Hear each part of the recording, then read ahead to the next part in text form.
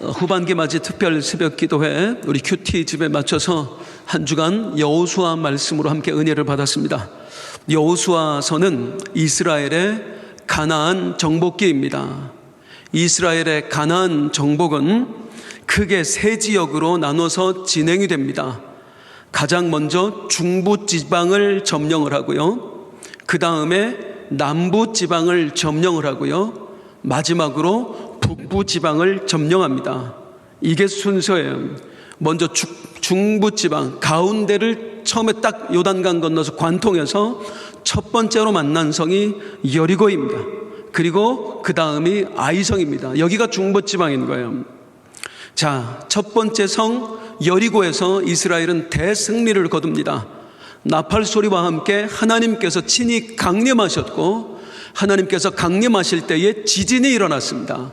그 지진으로 말미암아 견고한 성, 그 거대한 성 여리고가 와르르 무너져 내렸습니다. 두 번째 성 아이성에서는 먼저 대실패를 경험을 했었죠. 그 다음에 우여곡절 끝에 겨우 승리를 거머쥐게 됩니다. 이 과정을 통해서 이스라엘이 깨닫게 된 사실이 있습니다. 순종만이 답이다. 하나님께 순종하면 살고 불순종하면 죽는다. 이걸 깨달아요. 그리고 다짐합니다. 그런데 이 깨달음과 다짐이 무색하게 저들은 바로 불순종의 죄를 저지릅니다. 하나님께서는 절대로 가나안 족속과 화친 조약을 맺지 말라고 하셨거든요. 그런데 이들은 기브온 거민과 화친 조약을 맺습니다. 물론 저들이 속인 것입니다. 하지만 만약에 하나님께 묻기만 했다면 얼마든지 속지 않을 수 있었어요. 인간이 이렇게 나약한 존재입니다. 내가 하나님 앞에서 깨닫고 다짐했다고 해서 지켜낼 수 있는 거 아니에요. 금방 그 다짐이 무너지고 마는 게 우리들입니다. 그래서 우리는 항상 하나님의 도우심을 구해야만 합니다. 자, 그 다음에 여기서 이제 반전이 일어나는데 이스라엘이 하나님께서 기뻐하시는 모습을 보여주죠. 어떤 모습입니까? 기브온이 이스라엘과 화친 조약을 맺었다. 이 소식을 듣고 남부의 왕들이 연합해서 기브온을 쳐들어갑니다. 기브온이 공격을 받자 이스라엘에게 도와달라고 요청을 해요.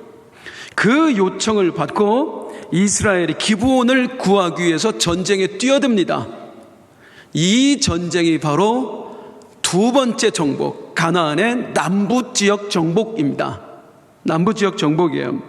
이 기브온 전쟁, 이 전쟁의 핵심은 뭐냐면 이스라엘이 누구의 명예를 위해 싸웠다? 하나님의 명예를 위해 싸웠다는 겁니다. 1대5의 매우 불리한 싸움이었습니다.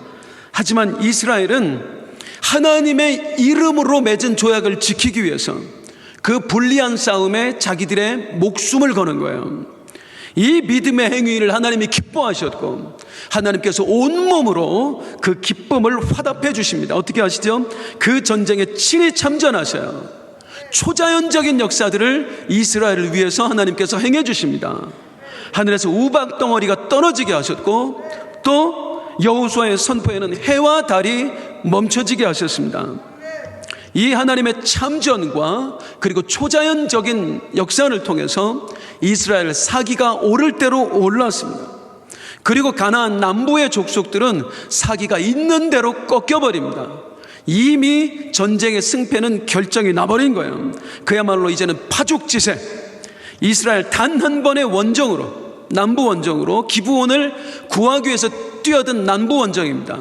불과 몇 개월 사이에 가나안 남부 지역을 다 점령하고 승전가를 외치며 본진으로 돌아옵니다.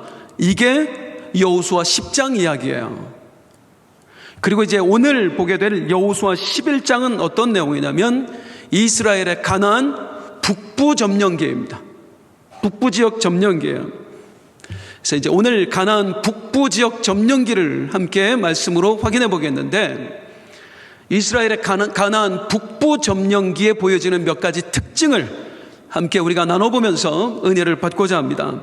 첫 번째, 이 북부 전쟁에 나오는 북부 점령 전쟁에 나오는 특징, 4절과 5절 같이 함께 읽도록 하겠습니다. 시작. 그들이 그 모든 군대를 거느리고 나왔으니 백성이 많아 해변에 수많은 모래 같고 말과 병거도 심히 많았으며 이 왕들이 모두 모여 나와서 이스라엘과 싸우려고 메론 물가에 함께 진쳤더라. 제 말이 좀 빠른가요? 예, 새벽에는 일부러 좀 제가 빨리 하거든요. 졸까봐. 저녁에도 그냥 습관이 돼서 빨리 하는 것 같아서 듣기 괜찮으십니까? 자, 지금 4절, 5절 읽었는데요. 한번 따라하겠습니다. 적들이 더 많아지고 더 강력해졌다. 이스라엘의 대적들이 이제 더 많아졌고 더 강력해졌습니다. 이제 1대5의 싸움 수준 정도가 아니에요. 얼마나 많은 군대가 한꺼번에 몰려왔든지 방금 읽었습니다마는 해변에 모래와 같이 많았다고 그래요. 그리고 말과 병거도 심히 많았더라. 이제 드디어 뭐가 등장을 하냐면 전차가 등장을 합니다. 전차 부대. 그러니까 오늘날의 탱크 부대라고 생각을 하면 돼요. 우리가 6.25 때에 북한군이 갑자기 남침을 강행을 했을 때에 속수무책으로 당했던 이유가 무엇입니까? 소련제 탱크를 몰고 왔기 때문이에요. 그 앞에 우리 남한 군대가 감당이 안 됐어요. 지금 북부의 연합군이 그 탱크와도 같은 전차 부대를 이끌고 나왔다고 생각을 하면 돼요. 훨씬 더 적들이 강력해졌습니다. 이 모습에 얼마나 겁이 났겠어요. 그래서 하나님이 뭐라고 말씀하시냐면 6절입니다. 11장 6절 시작. 여호수아께서 여호수아에게 이르시되 그들로 말미암아 두려워하지 말라. 왜 하나님께서 두려워하지 말라고 하셨을까요? 여호수아가 두려워했기 때문일까요? 두려워했기 때문일까요? 두려워했기 때문입니다. 어찌 두렵지 않겠어요? 군사들이 지금 해변에 모래와 같이 많다고 그러고 생전 보지도 못했던 지금 전차 부대, 애굽에서나 봤던 전차 부대가 지금 등장한 겁니다. 어찌 겁이 나지 않을 수가 있겠어요? 두려워 떱니다. 우리 신앙인들이 항상 명심해야 될 것이 뭐냐면 우리의 대적 사탄의 공격은 갈수록 더 거세진다는 거예요. 우리가 어느 정도 영적으로 성장했다고 해서 우리가 이제 믿음이 좀 생겼다고 해서 사단이 우리를 포기하는 게 결코 아닙니다.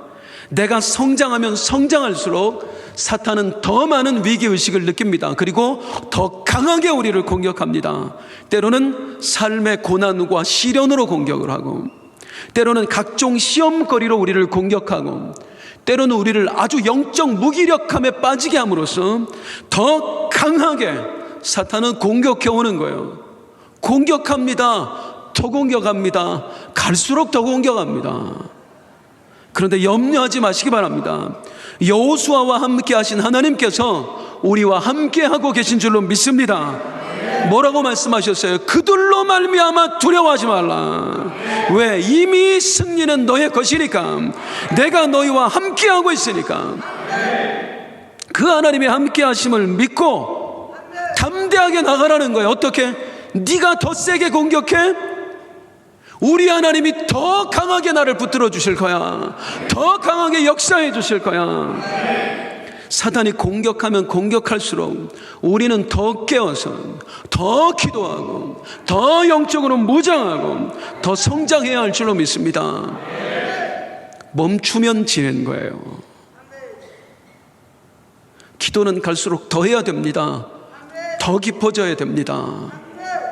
멈추는 순간 지는 거예요. 어쩔 수 없어요. 사단은 더 세게 공격하거든요. 자, 이제 하나님께서 격려해 주십니다. 내가 너와 함께 할 거야. 두려워하지 마라. 그래서 이제 여호수아야 그의 군대들이 다 힘을 내요. 다 힘을 내는데 그리고 이제 강력해진 적과 맞서 싸웁니다. 해변의 모래와 같은 적들과 이제 맞서 싸워 나가는 거예요. 여기서 이제 가나안 북부 지역 점령기에 두 번째 특징이 나옵니다. 두 번째 특징 그건 뭐냐면 아주 신기합니다. 여호수아 11장을 읽어보면은요 가나안 북부 점령기거든요. 여호수아 11장에는 초자연적인 역사가 단 한 번도 등장하지 않습니다. 단 한 번도 나오지 않아요. 그래서 이 가나안 북부 지역 점령기의 특징은 뭐냐면 초자연적인 역사가 없는 전쟁이라는 거예요. 자, 중부 지역을 점령할 때, 여리고를 점령할 때 어떻게 하셨죠? 지진을 일으켜 두셨어요. 남부 지역을 점령할 때는 어떻게 하셨죠? 하늘에서 우박덩이가 떨어지게 하셨어요. 그리고 심지어는 해와 달이 멈춰지게 하셨어요. 그런 하나님께서요, 북부 지역을 점령하실 때는 그 어떤 초자연적인 역사도 일으켜 주시지 않습니다. 그렇다면 어떻게 된 걸까요? 하나님께서 더 이상 이스라엘의 군대를 돕지 않으시는 걸까요? 그렇지 않아요. 성경은 분명하게 말씀합니다. 6절 같이 읽겠습니다. 시작. 여호와께서 여호수아에게 이르시되 그들로 말미암아 두려워하지 말라. 내일 이맘때에 내가 그들을 이스라엘 앞에 넘겨주어 몰살시키리니 너는 그들의 말 뒷발의 힘줄을 끊고 그들의 병거를 불사르라 하시니라. 내가 너희와 함께 할 거고 이기게 할 거다. 그러니까 그들의 말 힘줄을 끊고 병거를 불사 전차부대 박살내버려라 그 말이거든요. 지금 내가 그들을 너희 앞에 주어 몰살시키리라. 하나님은 여전히 함께 하셨고 여전히 이스라엘과 함께 싸워주셨습니다. 승리를 거머쥐게 하셨습니다. 그런데 초자연적인 역사는 안 일어났어요. 중부 지역을 점령할 때 일어났던 초자연적인 역사, 남부 지역을 점령할 때 일어났던 초자연적인 역사가 북부 지역 마지막으로 점령할 때는 단 한 번도 일어나지 않습니다. 왜 그럴까요?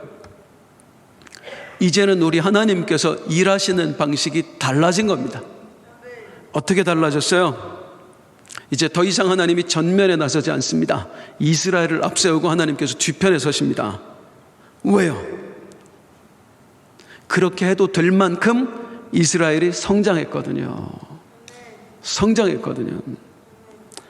과거의 이스라엘 군대는 그야말로 오합지졸이었습니다. 군대라고 할 수가 없어요. 애굽에서 노예살이 하던 사람들이에요. 그리고 광야에서 텐트 치고 40년 동안 떠돌아다녔어요. 군사가 아니에요. 군대가 아니에요. 하나님이 군대라고 불러주니까 군대지 이 사람들은 군사훈련 한번 제대로 받아본 적이 없어요. 여호수아 장군 출신입니까? 종 출신입니다. 이스라엘은 전략을 아는 사람이 단 한 명도 없어요. 군인 출신이 단 한 명도 없어요. 어떻게 훈련시켜야 되는지도 몰라요. 초자연적인 역사가 아니면 절대로 못 이긴다고요.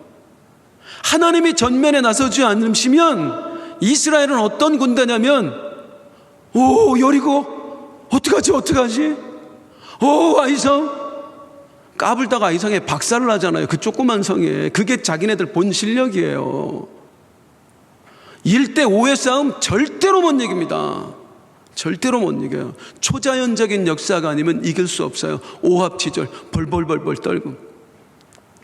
우리 장로님들 중에 한수 집사님들 중에 월남전 참전 용사들이 계세요. 우리 신윤석 장로님, 이영재 장로님, 유근원 장로님, 이분들이 월남전 참전 용사세요. 7월 달에 제복 나온대요. 월남전 참전 용사 제복이. 근데 제가 예전에 몇 년 전에 우리 이용재 장로님을 통해서 그 월남전 참전했던 이야기를 들었어요. 역사 선생님 출신입니다. 얼마나 말을 재밌게 잘하는지 몰라요. 그래서 제가 이용재 장로님을 제가 70대 설민석이라고 불러요.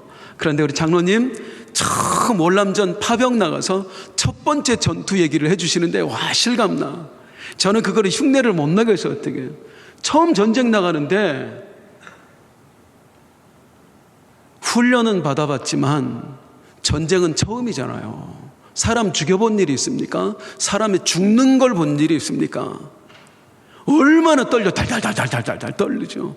참호 속에 이제 구덩이 파고 거기 딱 들어가서 있는데 조금 이따 전투가 시작이 되는데요. 총소리가 그야말로 하늘이 무너질 것 같은 소리. 총알이 막 빗발치고 옆에서 포탄이 터지는데요. 너무너무 무서워서 고개도 못 드는 거예요. 덜덜덜덜 떨고 나중에 거기서 영화처럼 안 한대요. 영화처럼 이렇게 보고 팡팡 쏘는 게 아니라 총 맞을까봐 이렇게 그러니까 이야, 첫 전투니까. 그런데 옆에서 수도 없이 이제 고참들은 싸워봤잖아요. 고참들은 옆에서 담배 피고 있대. 그냥 너무 핫한 거예요. 이게 초짜하고 그 다음에 이게 어느 정도 경력자하고 차이입니다. 이스라엘 군대도 아니었어요. 오합지졸이었습니다. 이 사람들 아무것도 못했어요. 하나님의 도움 없이는. 초자연적인 역사가 아니면 절대로 전쟁할 수 없는 그런 사람들이었어요. 그런데 이들이 수많은 난관과 그리고 여러 가지 일들을 극복해 나가면서 계속해서 전쟁을 치러 나가는 가운데 이제는 어느덧 성장한 겁니다.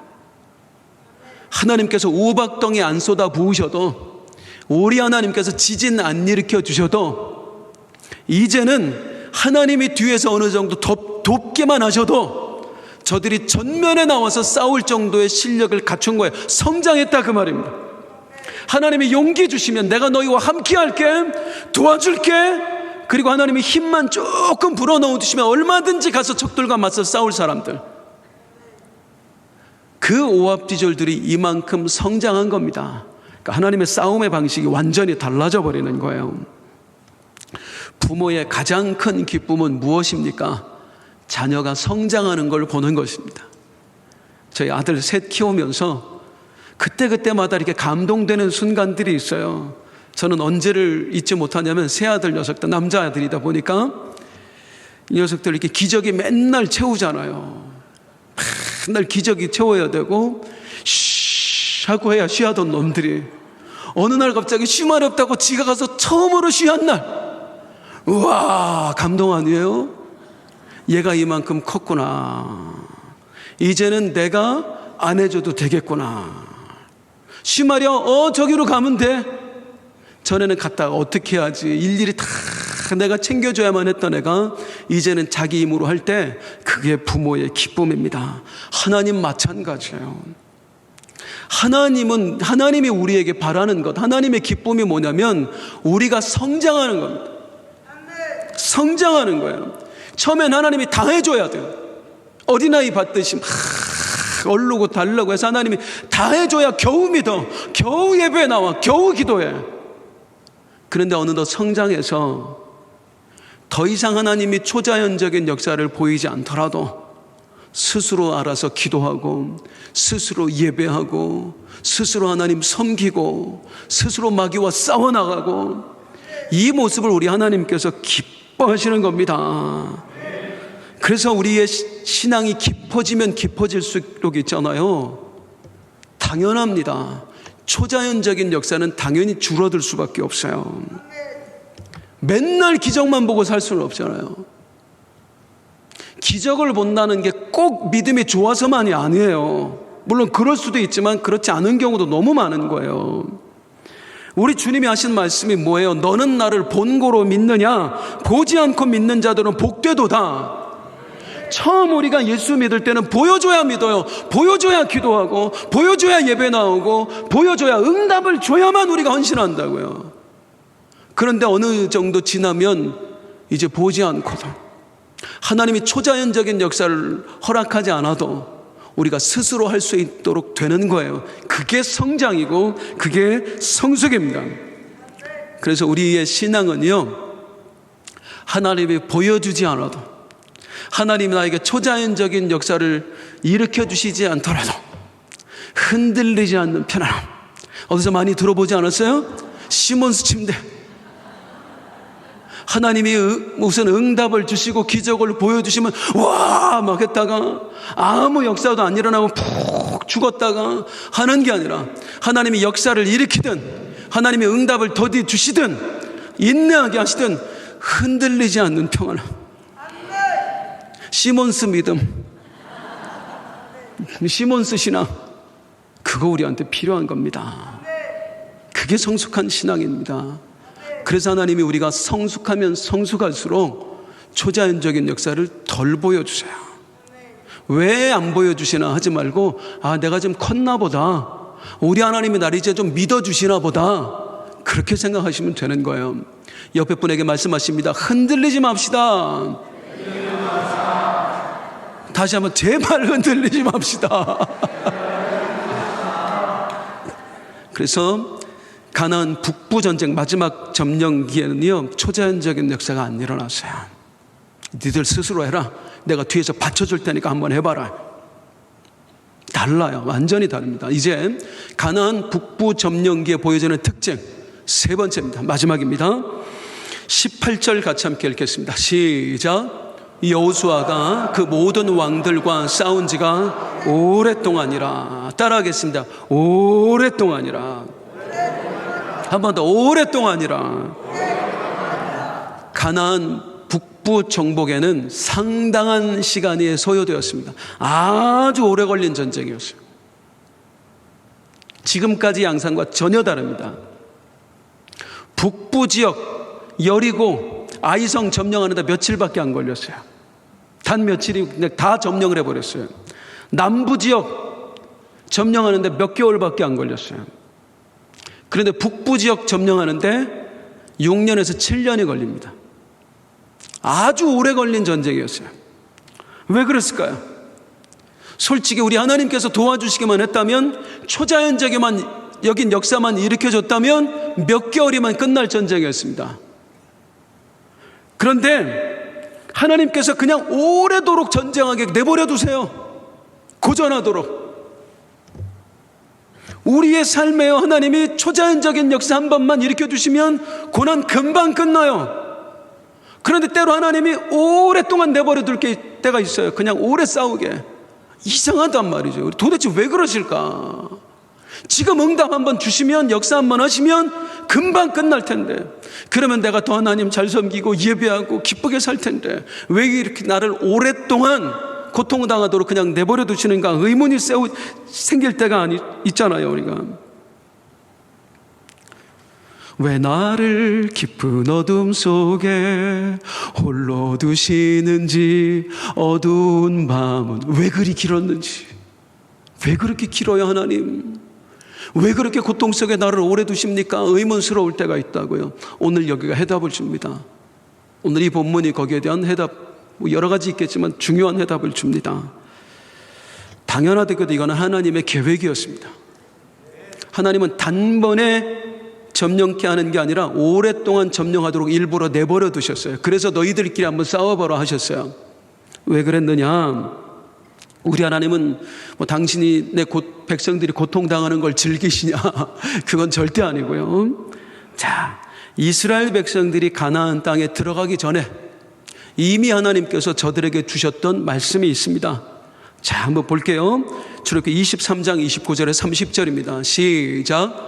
그러나 그 땅이 황폐하게 되므로 들짐승이 번성하여 너희를 해할까 하여 1년 안에는 그들을 내 앞에서 쫓아내지 아니하고, 네가 번성하여 그 땅을 기업으로 얻을 때까지 내가 그들을 내 앞에서 조금씩 쫓아내리라. 1년 안에, 단지 몇 년 안에, 일찍 내가 안 끝내게 할 거야. 다시 한번, 왜? 한번 더 시작. 그러나 그 땅이 황폐하게 되므로 번성하여 너희를 해할까 하여 1년 안에는 그들을 내 앞에서 쫓아내지 아니하고, 내가 번성하여 그 땅을 기업으로 얻을 때까지 내가 그들을 내 앞에서 조금씩 쫓아내리. 이게 무슨 말이냐? 가나안 땅은요, 이스라엘이 정복해야 할 땅이었습니다. 하지만 앞으로 이스라엘 백성들이 살아가야 할 땅이었습니다. 목적이 정복만 있는 게 아니라 정복해서 그 땅에서 살아가야 되는 거예요. 정복해서. 그러면 뭐가 중요해요? 이 땅을 차지하는 것만 중요한 게 아니에요. 그냥 차지해서는 의미가 없어요. 어떻게 하면서 차지해야 돼요? 이 땅을 살만한 땅으로 만들어 가면서 차지해야 돼요. 그냥 무조건 다 때려부수고 점령해서 되는 게 아니라 내가 살아갈 땅이니까 이 땅을 보호하면서 조금씩 차지하는 거예요. 그래서 너무나 급하게 정복되어서는 안 됩니다. 초자연적인 역사 하나님이 일으켜 주셨는데 지진 계속 나고 우박 계속 떨어뜨려 주시면 땅 다 작살납니다. 이스라엘 백성들이 살아갈 수 없는 땅이 되어버리는 거예요. 그 땅에서 어떻게 살겠어요? 계속 지진 나고 우박 떨어지고 땅 다 망가지면 어떻게 농사 지어 먹고 살아요?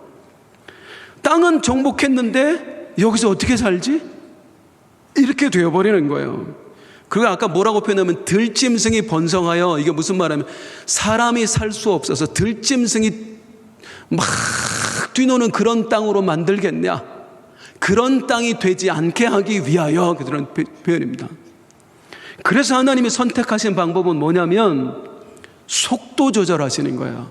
속도 조절. 따라하겠습니다. 속도 조절.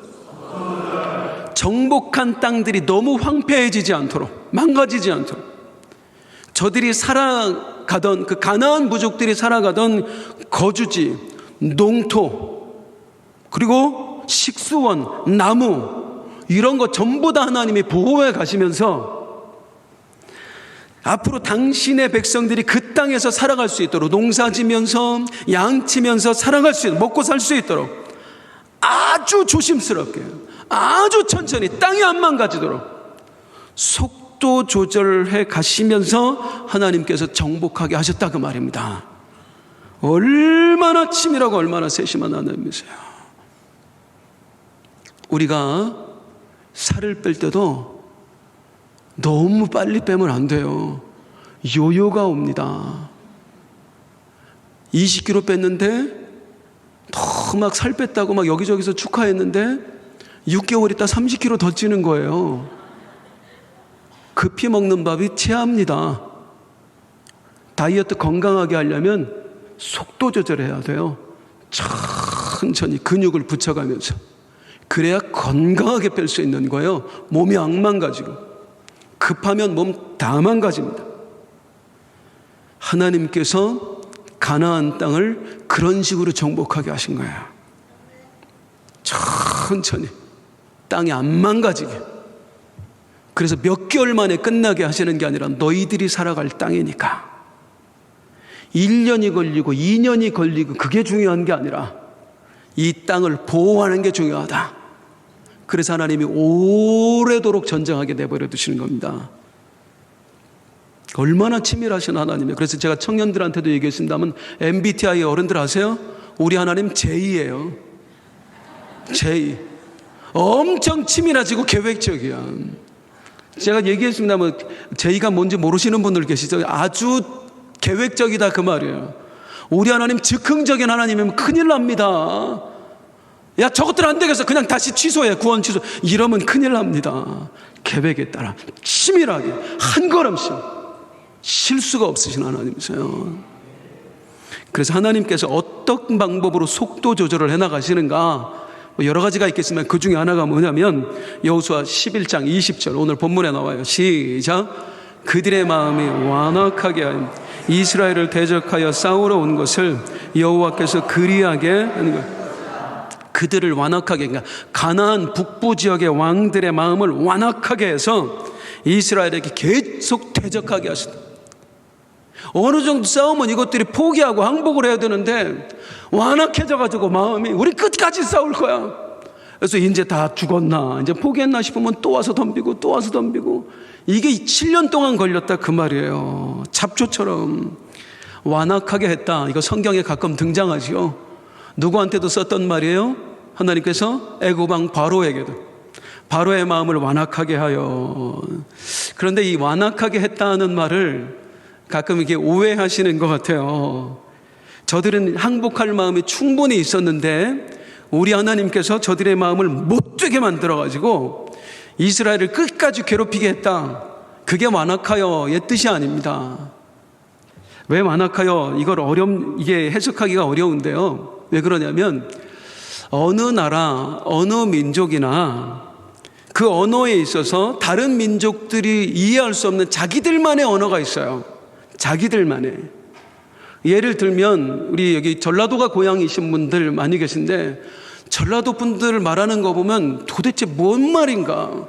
거시기가 거시기를 만나갖고 거시기에서 거시기해 버렸다. 그러면 어메 거시기하네. 본인들은 다 알아들어요. 그런데 그 경상도 사람이 오면 한마디도 못 알아들어. 거시기가 뭐야 도대체. 거시기 했다는 게 무슨 뜻이야. 같은 나라인데도 이해하기가 힘들어. 대충은 알죠. 그런데 이걸 만약에 저 남미 페루에 사는 한 유학생이 한국에 와서 3년 동안 어학 연수를 하고 한국말을 배웠어요.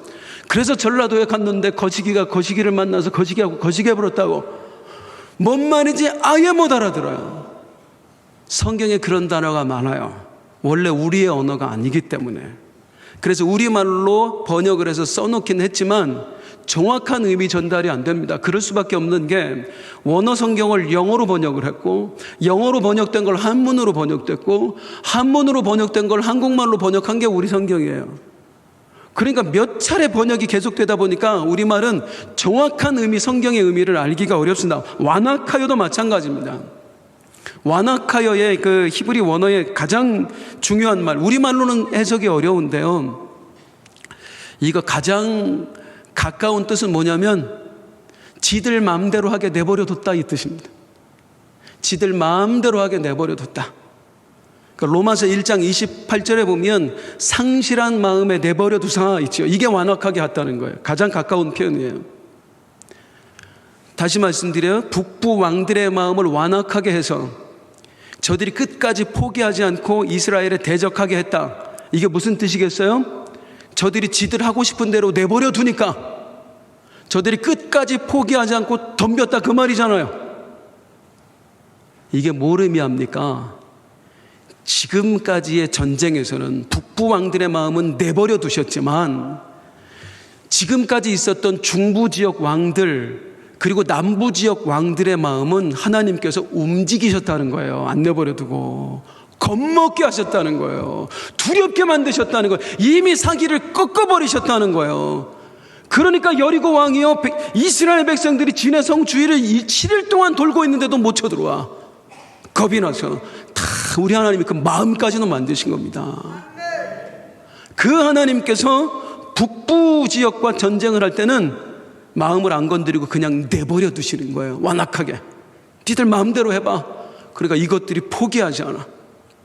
끝까지 덤벼. 다 하나님의 은혜고 하나님의 역사입니다. 남부지역 왕들 괜히 겁먹은 거 아니에요. 우리가 대단해서 겁먹은 게 아니에요. 사탄이 우리가 대단해서 겁먹고 도망가는 게 아니에요. 내 뒤에 계신 여호와 하나님이 대단하신 거예요. 하나님을 보고 겁먹는 거예요. 하나님, 치밀하신 하나님, 세밀하신 하나님. 그 하나님께서 북부 지역에서 어떻게 했어요? 마음을 안 건드려 내버려두려 끝까지 저항하면서 이스라엘을 괴롭게 만들어. 그랬더니 힘들어. 너무 오래 걸려. 이 전쟁 7년 동안 한다고 생각해 보세요. 얼마나 힘든지. 왜 이렇게 힘들어야 하나. 전쟁 다 끝나고 보니까 전쟁을 치렀는데 먹고 살 땅이 다 있는 거예요. 얼마든지 농사 지어 먹고 살 수 있는 환경이 되는 거예요. 그때 또 한 번 깨닫는 거죠. 우리 하나님의 계획이 있었구나. 우리 하나님의 계획이 있었구나. 단 몇 달 만에 여기 점령했더라면 우리 어떻게 살았냐. 땅덩어리 다 망가진 상황에서 다 굶어 죽었다. 우리 하나님의 계획이 있었구나. 그것조차 하나님의 계획. 그것조차. 우리 하나님 능력이 하나님이신 줄을 믿으십니까? 우리의 질병 하나님 단번에 치유하실 수 있어요. 정말 단번에 치유받으시는 분들도 있어요. 그런데 때로 어떤 분에게는 하나님이 아주 천천히 뼈를 새로 맞춰가면서 역사하실 때가 있어요. 제가 그랬습니다. 하나님이 치료해 주신다고 응답을 받았는데 통증이 사라지기까지 몇 년이 걸리는 거예요. 아주 천천히 더 세밀하게 역사하시는 하나님. 우리의 문제 해결 하나님 단번에 해 주실 수 있어요. 그런데 하나님이 여러 가지를 하나님께서 다 바라보시고 조성하신다고. 그래서 내가 알지 못하는 일을 아시는 하나님, 아주 천천히 속도 조절. 우리가 늘 명심해야 될 것은 뭐냐면 우리와 우리 하나님 사이에는 엄청난 시력의 차이가 존재한다는 겁니다. 엄청난 시력 차이가 존재한다는 거예요. 우리의 시력은 어떻습니까? 한 치 앞도 내다볼 수 없습니다. 3초 전에 제가 박수 칠 거 아셨던 분, 1초 전에 제가 소리 지를 거 아셨던 분들, 우리 몇 초 뒤도 못 내다보는 사람들이에요. 그러면서 내 뜻대로 안 된다고 우리가 하나님을 원망하는 거예요. 우리 하나님이요, 영원부터 영원까지 다 보고 계신 하나님. 그 하나님이 보시는 시각, 내가 보는 시각 비교할 수 없습니다. 누가 보는 게 완전해요? 이건 뭐 답이 필요 없는 거예요. 답이 필요 없는 거예요.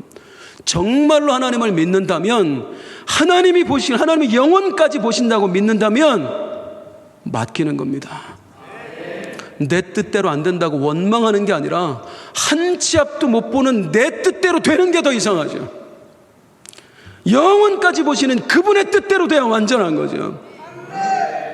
그 완전하신 분께서 나를 가장 안전한 길로, 가장 좋은 길로, 가장 완전한 길로 인도해 주실 것이다. 믿고 나아가는 것입니다. 오늘도 그 가장 좋은 길, 가장 완전한 길로 이끌어 주시는 우리 하나님, 그분께 내 삶을 맡기고, 그분께 우리 사업장을 맡기고, 그분께 내 몸을 맡기고, 내 미래를 맡기고, 우리 자녀들을 맡기고 한번 나아가 보시지 않겠습니까?